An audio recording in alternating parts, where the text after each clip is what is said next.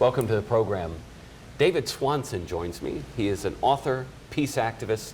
His books include Daybreak, Undoing the Imperial Presidency, and War is a Lie. David, welcome to the program. Good to be here. I'm glad you're here, sir. As we are having this conversation, the President of the United States, the first since World War II, is visiting Japan and Hiroshima, the site of the atomic bombing in 1945. You wrote recently a recent essay about this very idea. What's your take on this, David? From your perspective, how should we understand what Obama is doing over there? Well, first of all, there's an enormous amount of hypocrisy between rhetoric and action, because this is a president who said in Hiroshima, it'd be nice to be rid of nuclear weapons, but who is investing huge amounts of your money and my money in building new nuclear weapons, who's putting more nuclear weapons into Europe, who is spreading nuclear energy around the globe, which is a step often toward nuclear weapons, who continues to maintain a first strike policy, who is blatantly violating the Non-Proliferation Treaty, who has fear-mongered around Iran's non-existent nuclear weapons program, who's fear-mongering in Japan about North Korea, who's antagonizing Russia in a way we haven't seen in decades. Right, so there's a split between rhetoric and actions. But then on rhetoric, which is where this president is supposed to always get credit, his great rhetoric in Prague years ago, where he convinced everybody you couldn't get rid of nukes for decades to come, probably not in his lifetime, was considered so good, so admirable on nuclear disarmament that nobody's cared about his actions for all these years. Well, I think his rhetoric in Prague and in Hiroshima may have done more harm than good, because he stood up there in Hiroshima and said, war, he sort of fudged whether it was war or some other sort of conflict, but conflict has been with us since the rising of the first man, and there's evil in our nature, and we must, as long as we can't rid the humanity of evil, we must arm ourselves in defense, and so forth, which is, exactly what countries are thinking that feel threatened by the U.S. military, too. It applies to everybody.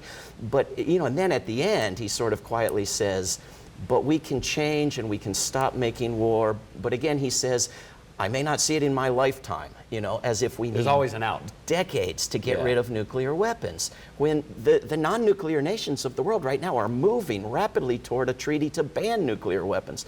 The nuclear nations are already party to a treaty they're not complying with that requires them to disarm of nuclear weapons. So the peace groups, and I admired them and I signed on all the statements, wanted him to meet the survivors and apologize. Well, he met the survivors. If it had any impact, it remains to be seen. We'll see. He did not apologize. I wanted him to tell the truth. I wanted him to explain the history. That most of the top generals, that MacArthur and Leahy and Eisenhower said, it's not needed, don't do it. It had nothing to do with ending the war. All you had to say was you can keep your emperor, which they eventually said, and the war was over. That there was no justification. I wanted him to say that, because then there would be a public demand for an apology. If he just went and apologized and Americans imagined the bomb was actually humanitarian bombing, well then everybody just called him a traitor. That's the story we got, right? That's the story we get in high school is we had no choice. We Right. had to bomb.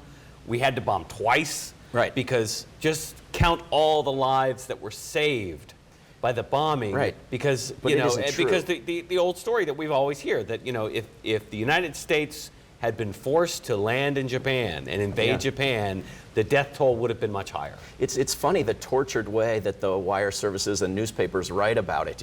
Much of the American public believes the bombing was necessary. In contrast, historians say, well, it's not true. To historians and generals at the time who said Most of the generals, the chairman of the Joint Chiefs of Staff, they said it's not needed, there's no justification whatsoever. And of course, the war was over and Truman knew it and Japan was ready to surrender. They wanted to keep their emperor, which eventually they let him do anyway.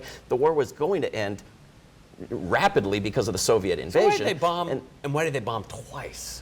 There were two different bombs. They wanted to demonstrate two different technologies. Right? One was plutonium on Nagasaki, the second city, but to kill hundreds of thousands of people. And Truman went on the radio and said Hiroshima was a military base. Hiroshima was a city so far removed from the Japanese military that they hadn't bothered to burn it to the ground yet, and they could test their bomb on an undamaged city. Now, there were a few other undamaged cities. They didn't do Kyoto because Henry Stimson had been there on his honeymoon and thought Kyoto was beautiful. Unfortunately for Hiroshima and Nagasaki, he'd never been to those cities. Goodbye, hundreds of thousands of people, and hello, nuclear age. And there was no justification. Tell people those facts. When people learn facts about weapons of mass destruction in Iraq, or babies out of incubators, or why the Maine blew up in Havana Harbor, or Clinton bombing the factory producing terrorist was Gaddafi chemicals. really handing out Viagra and threatening to massacre civilians? Was there really a mountaintop rescue needed? Did the Gulf of Tonkin incident really happen? When people learn the truth about lies, then they'll demand the apology. So put this conversation in the larger context of, and you've already started to do it, of the history of warfare in which America has been engaged. It seems to be a topic that we seem to have come into an age where it's almost like we don't talk about it anymore, David. It's not in the media. American soldiers are fighting all over the globe, and yet we don't seem to talk about it. Are they talking about it in the campaigns for president? If so, they're saying, we need to do more of that. Whether I speak to college classes or random groups or peace groups, nobody can tell me the 7 countries that our current president has bragged about bombing. The 7 countries where there's significant U.S. war, in most cases ground war now, they can't even name them. And yet, I ask, are certain wars justified and others not?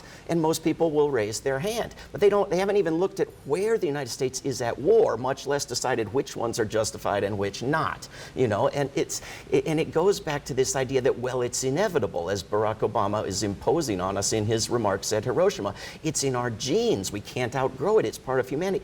It's nonsense. There is this dispute among anthropologists, but the evidence is overwhelmingly on the side of those who say no. We've had this wrong for decades. Hunter-gatherers, the bulk of our history as a species, prehistory, did not have warfare. And of course, nothing that resembles modern warfare with drone pilots and the rest of it has been around for, only a handful of years. Generously, yeah. Yeah. So what is the lie? Your book, War is a Lie. What's the lie? That war is this the lie? That we just can't escape it? It's in our nature. We're derivatives of primates. Primates fight. It's going to happen whether we want it to or not. And we're just going to figure out more clever and ingenious and scientific ways to slaughter each other. That's one lie. It's needed, it's inevitable, it's defensive. The United States must spend as much as the other 96% of humanity combined to defend ourselves. Why everybody else doesn't have to do that, who knows? Why it's so counterproductive and produces enemies rather than defending us. Doesn't fit. That it is the only way to combat certain evil forces that can't be reasoned with. And more recently, that it's humanitarian. That you're bombing people because you care about them. You're bombing them for women's rights and humanitarian protection and rescue and so forth. It'll all work out in the end. Yeah. It's all lies. My point is that it's all lies. And Iraq, Afghanistan, 01 and 03, you had a majority saying, let's do it. And within a year and a half, you had a majority saying, never should have done it. And that's remained to this day. Well, that means there's a slice of the U.S. public that wants to catch on more quickly. So the book, War is a Lie, is a guidebook to let you spot the war lies without waiting decades for Freedom of Information Act requests and so forth, to spot the lies And if more our quickly. politics, you and I both know this, and I would imagine most every listener and viewer knows this, that if our politics stays the same, we are only going to have more Afghanistans, more Iraqs. Africa is next, I'm sure. It's only going to get worse because we have a whole industry that profits off of these lies. If you put all this money, hundreds of times what we would need to transform this country and the world in terms of health and medicine and education and life into this criminal enterprise, it generates it. It generates more wars. It doesn't prevent them. The arguments to Truman by his staff for dropping the nuclear bomb. Look at the millions of dollars we've put into inventing it. Well, this is what happens every day now. We have with to use it. New weapons. We've got to use these bombs. We got to test them. We give the old ones to the police departments, let them beat up on Americans in their cities, but we got to make new ones. We got to make new ones. And it generates more wars in which to, one of the motivations for the wars is to test more weapons. You're going to keep having this unless we move to a different approach. And it doesn't matter the sole Republican versus Democrat in many ways, not in every way, in many ways, it's Coke versus Pepsi. It really doesn't matter when it comes to the stuff we're talking about. I mean, Obama, when you were describing Obama's position, it sounded to me like you were describing a conservative Republican when it comes to warfare. Yeah, Hillary Clinton is the candidate of the neocons, who, the Dick Cheney gang of war promoters. They're backing Hillary Clinton. She is the candidate of more wars. Nobody, as Secretary of State, took more money from weapons companies and foreign nations and cut deals to get those weapons to those brutal dictatorships. Nobody's backed more wars. Donald Trump has said some wonderful things for peace and some horrendous things for war, and who the heck knows which he means. Yeah, exactly. But, He's trying to please everybody. And he appears to be doing it, by and large. He's trying to be entertaining. And war is far more entertaining than peace, and the networks love it. So David, we get what many people see as a pragmatic, realistic, quote-unquote, argument from the president.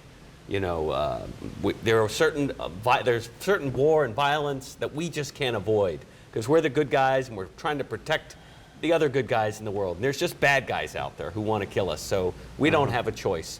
That strikes many people as a grown-up, realistic, pragmatic argument. Yeah. What's the realistic, pragmatic argument against that?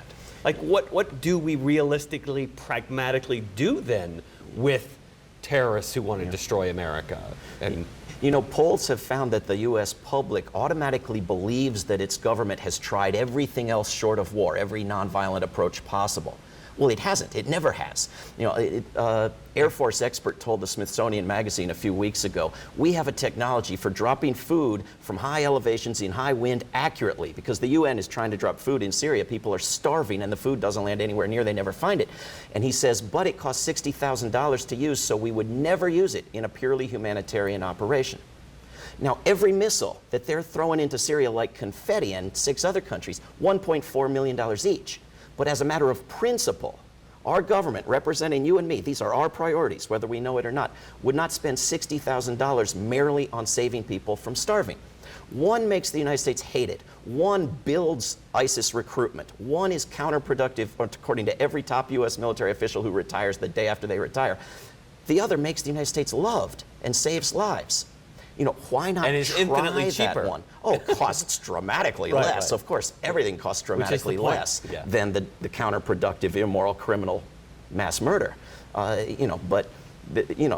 interested in the moral question, but on the financial question, it's not even close. Yeah, amazing.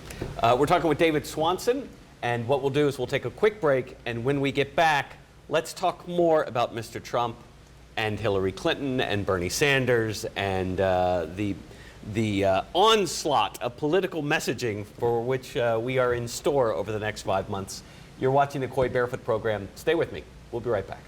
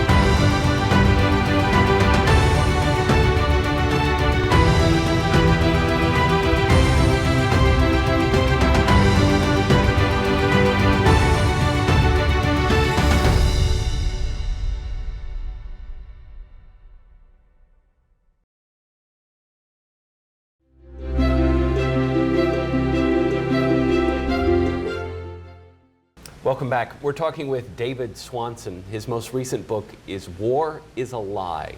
David, what do you make of Donald Trump, who just in the last few days, the AP reported that he had the number of delegates necessary to go to the convention this summer and secure the Republican nomination for president? He will be the Republican nominee. What do you make of that? I mean, if you had asked anybody a year ago, very few people would have said that we would be here a year later. Yeah, I mean, people should have looked at who McCain picked for a vice presidential running mate. I mean, people should have looked at some of the candidates that have been out there. But I think it reflects both a sickness in our communication system that has given this guy hundreds of times the coverage from many months ago as any of the other candidates because he was more entertaining, and the future of the country and the world be damned. And it's a reflection of a minority in the United States that is either willing to tolerate or enthusiastic about racism and misogyny and vicious hatred, and someone who will say, I'm going to ban all Muslims, even if he retracts it, and vicious, hateful things about women and about Mexicans, even if he retracts them and contradicts himself. You know, which he does all the time, yeah. Which he does all the time. So who knows what in the world he plans to do if he becomes president. But if he intends to entertain and scandalize and shock everyone, you know, sooner or later, he's going to think, I can use the Pentagon for that, you know. What do you say to that? So I've talked to some Trump supporters who tell me to my face, Coy, I know the guy's a kook. I know he's ridiculous. I know it's a show. Yeah. That said, I'm going to vote for him because I'm just so eager to have somebody who's not a professional politician, who's not one of them, is the phrase I keep hearing. He's not one of them. Yeah. What's your response to that? But remember, in the primaries, they would always add to that, and he doesn't have to take any money. He doesn't have to be bribed. He's got his own money. Well, then he wins the primary. Now and he's he says, fundraising guess like crazy. What? I'm going to take all the money. Oh, you know, yeah, of so course he that's is. so that's out, right? I mean, my response used to be, he's already pre-bribed. He's already got a pile of crazy, you know, positions that nobody has to pay him to hold. He actually holds them, although, you know, he flips and flops here and there. But now, you know, he retracts that big commitment to being independent of the corruption of the money and says, you know, I was just lying to you all. I was just lying to you. I had to do that.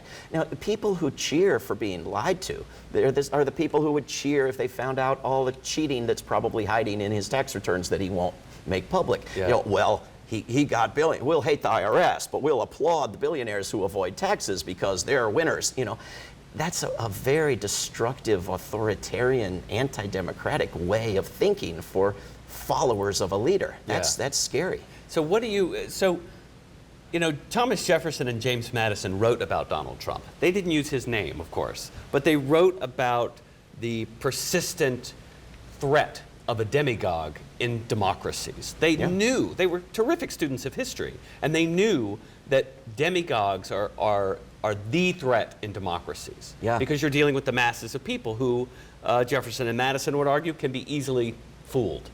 And so it was their hope that let's call them the twin engines of a public education and of a free press would help keep people educated so that they would be able to spot a demagogue and just laugh at him and never give him or her the power and authority that elective office brings. That would be the thing that would always save American democracy, public education and a free press. What's not working today? Why is it that millions are pledging to support what is a classic demagogue in America in the 21st century? Well, the big corporate media is not working. It's bowing down before money and access and advertisers and short-term profits. The independent media is working well. It's not infiltrating the primaries of the parties. It's not even necessarily motivating voters for a general election. These are the, you know, Trump, who has the nomination, and Hillary, who I will dispute every media outlet in the country does not. Bernie Sanders can still win among the actual delegates that are voted for, and that's important. And I'm going to ask you to explain that to us in just a minute here. But the two of them are the least liked pair, Hillary Clinton and Donald Trump, ever before. You have 60% of the country that can't stand either one of them, right? And so there's also something not working in terms of the corruption of the parties and the primaries and the entire government by money, you know, that is failing miserably, and people are eager for any sort of alternative that can squeeze its way into the system. And they've seen, in some cases, Trump, in other cases, Sanders, as that alternative. Yeah. So explain that, Sanders. Explain the appeal of Sanders on the left, and then why is it that you still believe that he could actually win the nomination? Because he certainly does, and his supporters certainly do. You know, ever since World War II and because of World War II, ordinary people in the United States have been taxed. Their income has been taxed significantly, and they don't get anything for it. But there are countries in the world where you can go and live and pay your taxes, and you get guaranteed free health care, guaranteed free security, Education, retirement, higher education, yep. college, preschool through college, top quality education, free. I mean, all these things are treated as rights, and you have greater life expectancy, greater health, greater happiness, and so forth. I think that's a nice thing. Bernie Sanders thinks that's a nice thing. Now, on foreign policy, which is usually my focus, Bernie Sanders, compared to world standards, is a warmonger, but compared to Trump or Hillary, he's the coming of the age of Aquarius, right? So, but in past elections, the media has treated the Democratic primary delegates as one thing and the so-called superdelegates as something else, and given you two columns. In this case, because they couldn't stand Sanders, they've lumped the two together and started out Hillary having a 500 delegate lead before anybody said go, and continued that way, and maintained that Hillary was, you know, the almost certain nominee, and now they claim, and the party as well, the DNC, you know, will claim that Hillary is the nominee. Well, it isn't true. And if it was election night and CNN was saying who won before the West Coast got to vote, people would be screaming mad. Well, California hasn't voted yet, and California could give Bernie the majority of the delegates you actually vote for. But to the extent that you tell everybody that can't happen, it's self-fulfilling. Right? Nobody says Cleveland wins the NBA Finals, because basketball players ignore the media and they just do their thing and play, and who knows who's going to win. But when the media says Hillary's won the primaries, people to some extent will obey that. The amazing thing is the extent to which they haven't. The extent to which people have defied the media. This is Bernie's accomplishment. Not getting Hillary to pretend she agrees with half his platform, not getting his friends on the platform drafting committee, getting the public to defy the media. That is going to be of more benefit to us, you know, regardless of who wins this election, than anything else that's happened here. Yeah. I like your point about taxes, because people are taxed all over the world. The taxes in America, by and large, go to benefit an elite financial oligarchy. But in some other countries, and the Pentagon, and in some other countries, they go to benefit the mass of people.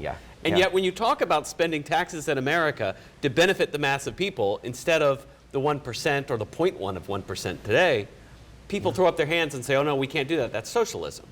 But I guess my point is, we have socialism now. It's just for a very small fraction of the populace. And it's wasteful. It was supposed to be temporary. We got taxes for the War of 1812, for World War I, you know, and they would go away 3/4 or all the way after the war. World War II was the first time we ever had serious taxes on ordinary people, not the rich, working people. And it was Disney cartoons, Donald Duck, we need the victory taxes to defeat the Axis. And you know, everybody had to love paying taxes, and it was going to end after World War II, but it never did. That was the promise. Yeah. We just went on paying them up to this date and not getting anything back for it, you know, and you get this wasteful, economically wasteful, never mind morally wasteful spending on weapons that if you took the same dollars and put it in education, infrastructure, green energy, you'd change the world. Even tax cuts for working people. Even if you had, you would get more jobs, sloppy, better paying jobs. you know, bureaucratic misspending, you would still absolutely change the world. Well, we might still have that, but you've got that in the Pentagon beyond all measure, because it's the one department that's never audited. The waste is never examined. It's free looting for war profiteers. And in other departments, in the Department of Education, you can't do that. So if you moved some of that money to schools, you moved some of it to health, you moved some of it to tax cuts for working people, all of those things are economically beneficial. And we all have friends who work for weapons companies or subcontractors of subcontractors. But if you transitioned to peaceful industries, there'd be so much savings. You could retool, retrain, nobody would have to suffer in any way except for some CEO salaries. But a very small percentage of the population who's very powerful is getting incredibly wealthy off of the status quo, which is why I always tell people, it's broken. And it was broken on purpose, because somebody's getting rich off the fact that it's broken. Very, very powerful, but not invincible. And stopped on bombing Syria in 2013, and stopped on defeating the Iran nuclear agreement in 2015. And that's one of the greatest lessons of history, right? Is that the moment you think as a citizenry that you're up against an unmovable, unstoppable force of elites, history tells us over and over and over again, They aren't invincible. Yeah, but that's the biggest lie that they're best at and most consistent at in bipartisan agreement. Tell the people they have no influence. Tell the people we ignore them. And you know, after they come out with their memoirs decades later, you see how close attention they were paying to all of the activists and what protests outside the White House windows actually impacted policy within the White House. But they will never tell you that, because then there'd be 10 times the crowd the next day. But if everybody studied history and knew, well, then there'd be 100 times the crowd tomorrow. You know, but people believe it. People who have made change have gone home and told each other they had no impact. Something else must have caused it. And that is self-defeating. And the answer is always the people, right? I mean, ultimately, that's what we're talking about. The answer, the solution to these problems is always the people. And it doesn't have to be, I say all the time, it doesn't have to be 95% of the people take to the streets. No. It's always just enough people.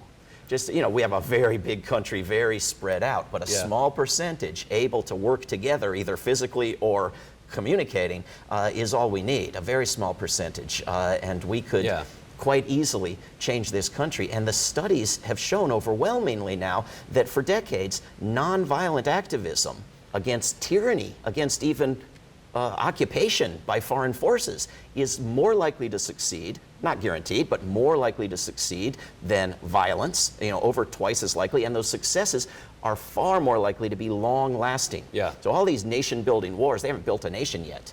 You know, every time they want a new humanitarian war, they point to the one that didn't happen in Rwanda. They say, we must bomb Libya because Rwanda. Now we must bomb Syria. Not because Libya, don't look at Libya, but because Rwanda, which didn't happen, and where it never would have benefited anybody to bomb the place, you know. Yeah. So, you know, but nonviolent, you know, the people of Tunisia overthrowing their government and putting in place democracy and setting an example that inspired half a dozen other nations to start trying the same thing, you know, that works, and it looks like it's going to last, you know, from here on out.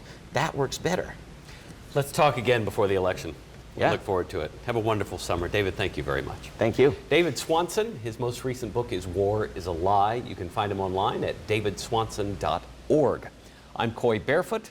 Hope you've enjoyed it. You can find all the complete archive of all of our interviews online at mediaandcitizenship.org. Have a great week, and y'all be good to each other.